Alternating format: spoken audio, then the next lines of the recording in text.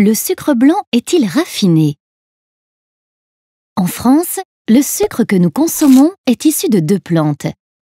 La betterave sucrière, essentiellement cultivée au nord de la Loire, et la canne à sucre, cultivée à La Réunion et aux Antilles. Pour ces deux plantes, le procédé d'extraction du sucre est globalement le même.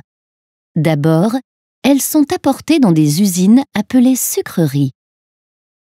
Dans les sucreries de betteraves, on extrait le sucre des betteraves en les coupant en frites et en les plongeant dans de l'eau chaude pour qu'elles infusent.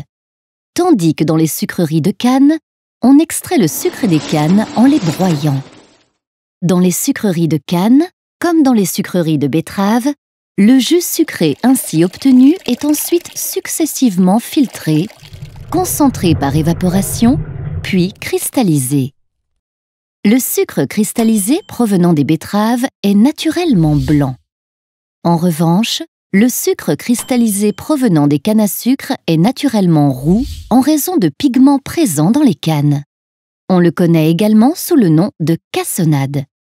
On utilise majoritairement du sucre blanc pour fabriquer des produits sucrés, c'est pourquoi le sucre roux est souvent transformé en sucre blanc.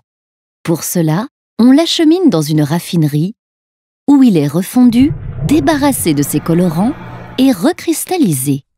On obtient alors du sucre blanc de canne raffiné. La majorité du sucre commercialisé en France est du sucre blanc de betterave, qui n'est pas du sucre raffiné. C'est donc celui que nous consommons le plus, loin devant le sucre roux de canne et le sucre blanc de canne raffiné. En conclusion, le sucre de betterave est naturellement blanc et non raffiné.